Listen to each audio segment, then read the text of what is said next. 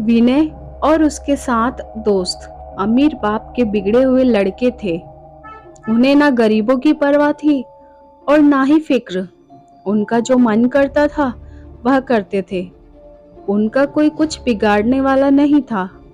लेकिन कभी ना कभी ऊंट पहाड़ के नीचे आता जरूर है, कभी जल्दी तो कभी देर से। एक दिन रात में विनय और उसके 7 दोस्त पास के ही एक गांव में चले गए। गांव में गरीबों के पास अपने मुर्दों को गाड़ने की जगह भी नहीं थी, इसलिए उन्हें गांव के सड़क के किनारे गाड़ दिया जाता था। इसी सड़क के किनारे एक बोर्ड पर लिखा हुआ था कि हमें आराम से सोने दे, हम आपको आराम से सोने देंगे। जब विनय और उसके 7 दोस्त वहां पहुंचे तो सबसे पहले उन्होंने वो बोर्ड निकाल फेंका और फिर जिंदा इंसानों की इज्जत ना करने वाले इन लफंगों के एकजुट ने मुर्दों के साथ भी यही सलूक शुरू कर दिया।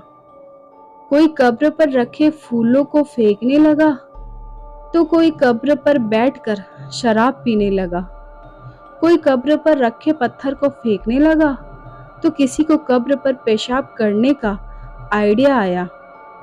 जब इन गिरी हुई हरकतों से इनका मन भर गया तो वह आगे बढ़ गए।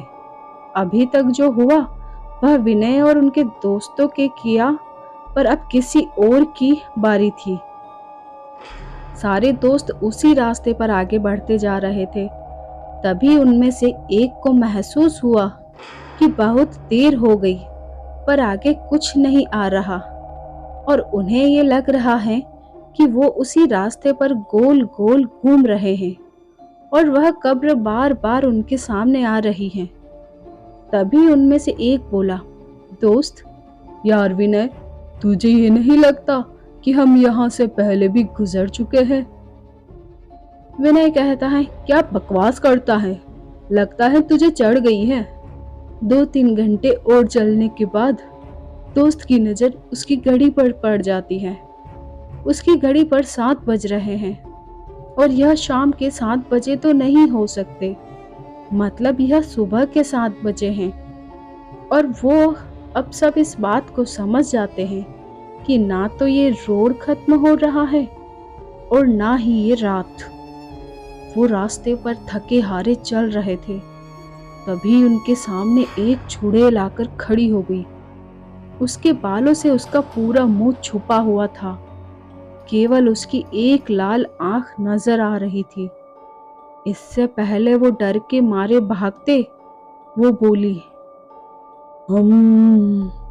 हमने कहा था ना कि हमें सोने दो, कहा था ना हमने। ये कहते हुए उसने अपने हाथ में रखा एक भला सारे दोस्तों की तरफ फेंका। उनमें से एक के सीने में आकर लगा और उसकी मौत हो गई। घर से 8 निकले थे और अब वो केवल 7 बचे। वह वहां से भागने लगे। तभी उनके सामने एक पिशाच आकर खड़ा हो गया। उसके चेहरे पर ना तो कान था और ना नाक था। उसकी एक आंख थी और एक मुंह था। तभी वह पिशाच बोला, हमने कहा था ना कि हमें सोने दो, कहा था ना। तभी वह पिशाच अपने दोनों हाथ ऊपर किए और देखते ही देखते उसके आसपास के पेड़ उखड़ने लगे और वह पेड़ आकर इन दोस्तों के ऊपर गिरे। इन सब के बीच 3 और दोस्तों की मौत हो गई और अब इनमें केवल 4 लोग बचे हुए थे। चारों दोस्त तुरंत वहां से भागने लगे।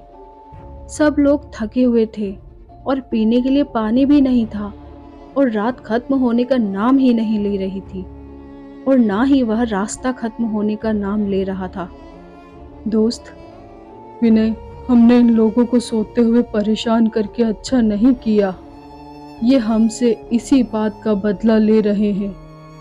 विनय कहता है, हाँ, इतना तो हर बेवकूफ को समझ आ गया है कि ये लोग हमारे साथ ऐसा क्यों कर रहे हैं। कोई सॉल्यूशन बताओ, नहीं तो मुंह खोल कर ऑक्सीजन वेस्ट मत करो। इतने में उन्होंने देखा कि रोड में एक गड्ढा हुआ है और उनमें से एक दोस्त गड्ढे में जा गिरा। अब 3 दोस्त बचे थे। तभी उनमें से एक दोस्त बोला, क्यों ना हम अपनी गलती सुधारें? हमने जो कुछ भी उन कब्रों का किया है, अगर हम लोग उसे ठीक कर देते हैं तो शायद हमारी जान बच जाए। विनय कहता है, बिल्कुल ठीक कहते हो, चलो। यह कहकर वे तीनों वापस उसी कब्र की तरफ चले गए और वे जो फूल उन्होंने फेंके थे वापस उसी कब्र पर रख दिए। जो पत्थर उन्होंने फेंके थे वो वापस वहां पर लगा दिए। जो शराब की बोतल कब्र पर रखी थी वह वहां से हटा दी और जिस कब्र पर पेशाब की थी उसे भी उन्होंने साफ कर दिया। वो ये सब कर रहे थे, तभी आसमान से एक चुड़ैल उड़ती हुई आई और एक को ले गई।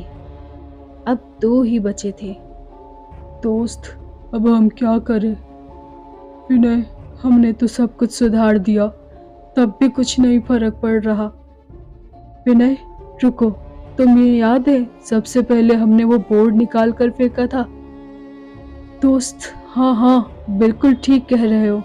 आओ उसे ठीक करके वापस लगा दिया जाए। यह कहकर दोनों वापस बोर्ड को वापस लगाने लगे। तभी उनके सामने वही चुड़ैल और पिशाच आ गए और उनकी तरफ बढ़ने लगे। यह देखकर वह दोनों और तेज बोर्ड को उस पुरानी जगह पर गाड़ने लगे और इसके पहले कि चुड़ैल और पिशाच उनके सामने पहुंचते, उन्होंने बोर्ड को पुरानी जगह पर अच्छे से लगा दिया और देखते ही देखते चुड़ैल और पिशाच दोनों गायब हो गए और अब धीरे धीरे आसमान से अंधेरा जाने लगा और सुबह हो गई। बचे हुए दोनों दोस्त अपनी गाड़ी में बैठकर भाग गए। अब इन सोते हुए लोगों को दोबारा कोई नहीं परेशान करेगा। दोस्तों, अगर आपको हमारी ये स्टोरी अच्छी लगी हो तो इसे लाइक, शेयर और सब्सक्राइब करना ना भूलिए और बेल आइकन को प्रेस कीजिए ताकि हमारी न्यू स्टोरीज का नोटिफिकेशन आपको मिल सके। और अगर आप अपनी इच्छा से कोई स्टोरी सुनना चाहते हैं तो कमेंट बॉक्स में कमेंट करके बताइए। हम वही